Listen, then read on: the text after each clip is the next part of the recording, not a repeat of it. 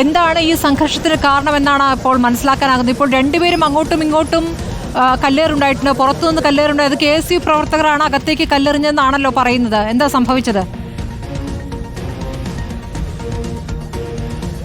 KSUവിന്റെ ഭാഗത്തു നിന്ന് ഒരു രീതിയിലുള്ള പ്രകോപനങ്ങളും ഉണ്ടാകാത്ത സാഹചര്യത്തിൽ KSUവിന്റെ സംസ്ഥാന പ്രസിഡന്റ് അടക്കമുള്ള KSU സംസ്ഥാന ഭാരവാഹികൾ അടക്കമുള്ള ജില്ലാ ഭാരവാഹികൾ അടക്കമുള്ള പ്രവർത്തകരെല്ലാവരും യൂണിവേഴ്സിറ്റിയുടെ ഏറ്റവും വിസിബിൾ ആയിട്ടുള്ള സ്ഥലത്ത് തന്നെ നിൽക്കുന്ന ഒരു സാഹചര്യത്തിൽ SFIയുടെ ഒരു പ്രവർത്തകൻ, അദ്ദേഹത്തിന്റെ ഫോട്ടോ ഞങ്ങളുടെ പക്കലുണ്ട്, SFIയുടെ ഒരു പ്രവർത്തകൻ ഒരു പ്രകോപനവുമില്ലാതെ KSUവിന്റെ തിരുവനന്തപുരം ജില്ലാ ഭാരവാഹിയായിട്ടുള്ള അഭിഷേകിന്റെ തലയിൽ ഹെൽമറ്റ് കൊണ്ട് ആഞ്ഞടിക്കുന്ന ഒരു സാഹചര്യം ഉണ്ടാകുകയും അയാൾ അപ്പം തന്നെ ഓടി രക്ഷപ്പെടുകയും മറ്റ് SFIക്കാരെല്ലാം കൂടി കൂട്ടം കൂടി വരികയും ചെയ്ത ഒരു സാഹചര്യമാണ് നിലവിലുണ്ടായത്. ഒരു രീതിയിലുള്ള പ്രകോപനം ഉണ്ടാക്കാൻ ഞങ്ങൾ ആഗ്രഹിച്ചില്ല. കാര്യം കാലാകാലങ്ങളായി SFI പിടിച്ചു വാണിരുന്ന യൂണിവേഴ്സിറ്റികളിൽ KSUവിന്റെ പ്രാതിനിധ്യം ഉണ്ടാകുന്ന ഈ സാഹചര്യങ്ങളിൽ KSU എന്തിനാണ് ആക്രമണം അഴിച്ചുവിടുന്നത്? ഞങ്ങൾക്ക് പ്രാതിനിധ്യം ഉണ്ടാകുന്നതും യൂണിവേഴ്സിറ്റി യൂണിയനിൽ ഞങ്ങളുടെ ആളുകളും ജയിക്കുന്നതും ഞങ്ങൾക്ക് സന്തോഷമുള്ള കാര്യമല്ലേ? ഞങ്ങളുടെ ഭാഗത്തുനിന്ന് ഒരു രീതിയിലുള്ള പ്രകോപനങ്ങളും ഉണ്ടാകാതിരുന്ന ഒരു സാഹചര്യത്തിലാണ് നിലവിൽ SFIയുടെ ഭാഗത്തുനിന്ന് ഇങ്ങനെ ഉണ്ടായിട്ടുള്ളത്. പോലീസ് കയ്യും കെട്ടി നോക്കി നിന്നതല്ലാതെ ഒരു രീതിയിലും സംരക്ഷണം ഒരുക്കാൻ അവർ തയ്യാറായിട്ടില്ല എന്നുള്ളതാണ് ഏറ്റവും. നിങ്ങളുടെ പ്രവർത്തകരിൽ ആർക്കൊക്കെയാണ് പരിക്കേറ്റിരിക്കുന്നത്? യൂണിവേഴ്സിറ്റി യൂണിയന്റെ ഭാരവാഹിയായി നിലവിൽ ജയിച്ചിട്ടുള്ള എക്സിക്യൂട്ടീവ് കമ്മിറ്റിയിലേക്ക് ജയിച്ചിട്ടുള്ള അൻസിയുടെ തലയിലേക്ക് കല്ലെടുത്തെറിഞ്ഞിട്ട് ആ കുട്ടിയുടെ തല പൊട്ടുന്ന ഒരു സാഹചര്യം ഉണ്ടായി. KSUവിന്റെ സംസ്ഥാന ഭാരവാഹിയായിട്ടുള്ള നെസിയ മുണ്ടപ്പള്ളിയുടെ തല പൊട്ടുന്ന സാഹചര്യം ഉണ്ടായി. ചെവിക്കുള്ളിൽ നിന്ന് ചോര ഇടുന്ന സാഹചര്യത്തിൽ അവർ രണ്ടുപേരെയും ആശുപത്രിയിൽ പ്രവേശിപ്പിച്ചിരിക്കുകയാണ്.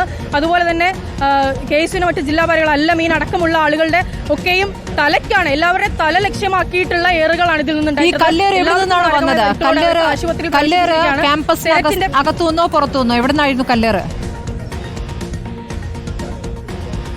യൂണിവേഴ്സിറ്റിക്ക് ഉള്ളിലുള്ള SFIക്കാർ തന്നെയാണ് കല്ലുകൾ എറിഞ്ഞത്.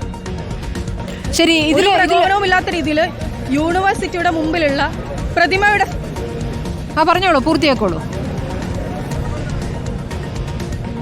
യൂണിവേഴ്സിറ്റിയിലുള്ള ഫ്രണ്ടിലുള്ള പ്രതിമയുടെ മുൻപിൽ KSU സംസ്ഥാന പ്രസിഡന്റ് അടക്കമുള്ള KSUവിന്റെ എല്ലാ പ്രവർത്തകരും വിസിബിളായി നിൽക്കുന്ന ഒരു സാഹചര്യത്തിലാണ് SFIയുടെ ഒരു പ്രവർത്തകന്റെ ഭാഗത്തു നിന്നിട്ടുള്ള ഇത്തരത്തിലുള്ള ഒരു ആക്രമണ പ്രവർത്തനം ഉണ്ടായിട്ടുള്ളത്.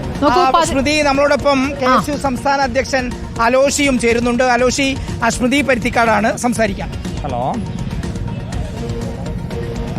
അലോഷി, ഇപ്പോൾ ഈ തിരഞ്ഞെടുപ്പ് മത്സരം ഉണ്ടാകുമ്പോൾ സർവകലാശാല യൂണിയൻ SFI നിലനിർത്തി വൈസ് ചെയർപേഴ്സൺ സ്ഥാനം SFIക്ക് നഷ്ടമായി. അതല്ലേ ഇപ്പോൾ റിസൾട്ട്? അപ്പോൾ എങ്ങനെയാണ് ഇത് സംഘർഷത്തിലേക്ക് നീങ്ങിയെന്നാണ് താങ്കളുടെ മനസ്സിലാക്കൽ? തീർച്ചയായിട്ടും വർഷങ്ങളായിട്ട് SFI അടക്കി ഭരിച്ചിരുന്ന കേരള സർവകലാശാല ഇതര വിദ്യാർത്ഥി സംഘടനകൾക്ക് കടന്നു ചെല്ലാൻ സാധ്യമല്ലാതിരുന്ന ഒരു സാഹചര്യത്തിൽ KSU വർഷങ്ങൾക്ക് ശേഷം മുഴുവൻ പാനലിൽ ഞങ്ങൾ നോമിനേഷൻ കൊടുക്കുന്ന സാഹചര്യം ഉണ്ടാവുകയാണ്. 11 വർഷങ്ങൾക്ക് ശേഷം യൂണിവേഴ്സിറ്റി യൂണിയൻ വൈസ് ചെയർപേഴ്സണെ ഞങ്ങൾ വിജയിപ്പിച്ച് കയറ്റുകയാണ്. 4 എക്സിക്യൂട്ടീവ് കമ്മിറ്റി അംഗങ്ങൾ വിജയിച്ച് കയറുകയാണ്. ഒരു അക്കൗണ്ട്സ് കമ്മിറ്റി പ്രതിനിധി വിജയിച്ച് കയറുകയാണ്. അക്കാദമിക് കൗൺസിലിലേക്ക് 2 വിദ്യാർത്ഥി പ്രതിനിധികൾ വിജയിച്ച് കയറുകയാണ്.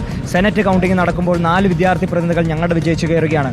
അങ്ങനെ SFIയുടെ സമഗ്രാധിപത്യം ഉണ്ടായിരുന്ന കേരള യൂണിവേഴ്സിറ്റിയിൽ KSU ജനാധിപത്യം അവിടെ പുലർത്തി, അല്ലെങ്കിൽ ജനാധിപത്യം അവിടെ ഉണ്ടായി എന്നതിൻ്റെ ഒരു പ്രകോപനമാണ്. യാതൊരു രീതിയിലേക്കുള്ള അക്രമവും ഞങ്ങളുടെ ഭാഗത്തുനിന്നുണ്ടാകാതെ SFI അവിടെ ആക്രമണത്തിന് തുടക്കം കുറിച്ചത്. SFI തീ കൊള്ളിക്കൊണ്ടാണ് അവരെ ചൊറിയുന്നതെന്ന് കൃത്യമായിട്ടുള്ള ബോധ്യം SFIക്ക് ഉണ്ടായിക്കൊള്ളുക.